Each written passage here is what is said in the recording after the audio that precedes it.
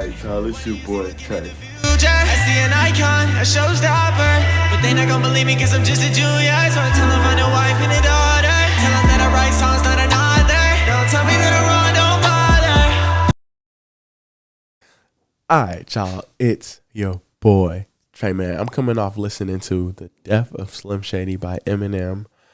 And man, was this album full of surprises, bro? Like, you got I feel like the last track of the album, Somebody Save Me, when Jelly Roll came on there, it was beautiful when Jelly Roll came on there. Just to end the album with that, like, was really beautiful. Looking back on his life, like what he's wishing and hoping for to achieve in his life. Walking Haley and Lainey down the aisle, like, that's beautiful, bro.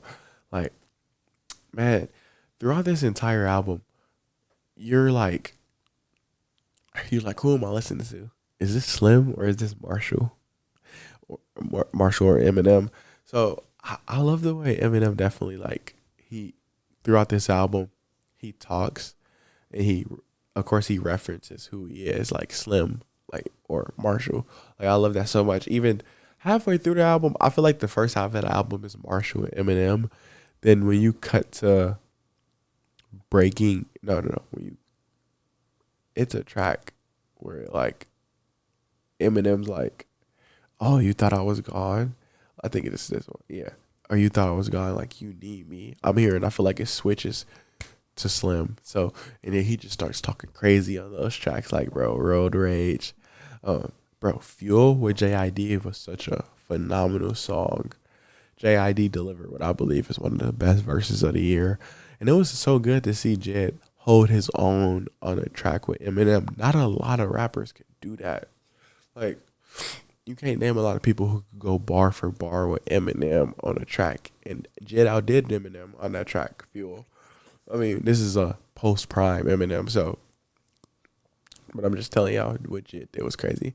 The most interesting track on here was probably Guilty Conscience 2, where you're getting M going back and forth, Slim Shady, Marshall, Slim Shady, Marshall, like, just telling them, like, it's Marshall telling Slim Shady, what's wrong with you? Like, you like this stuff? And he's like, yeah, so, like, you get a lot of tracks on here.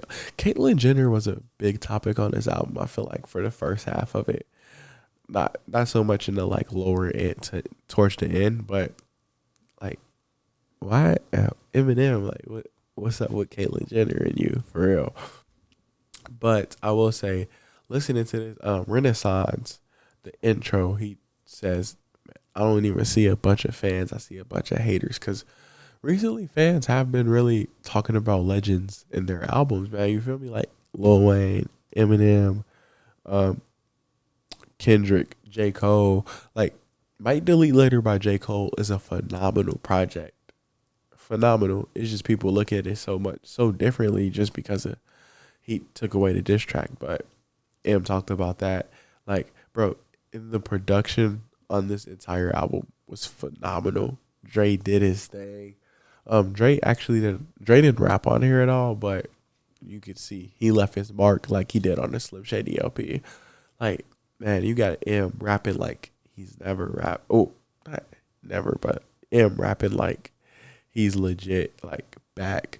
And the most interesting thing on here was his voice, like different voice controls. Like, you'll get a track where you're like, are we back in 1999? Like, just the voice change is so crazy throughout a lot of these tracks. So I'm just like, wow.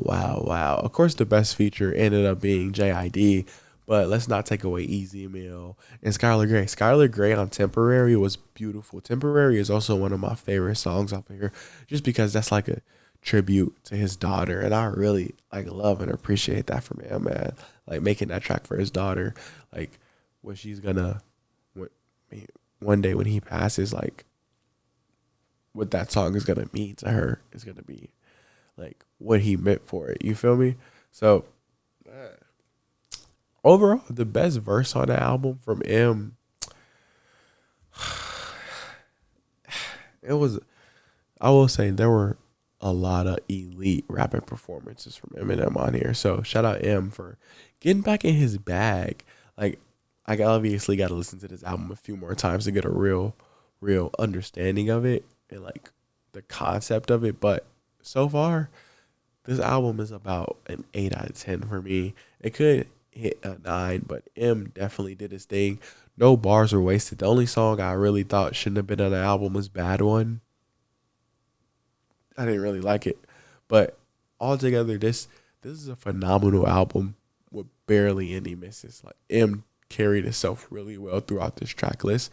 I mean, he could have cut it shorter, but I feel like he did his thing on here. So let me know what y'all think down below. My album reaction should be coming out later. So see y'all next video.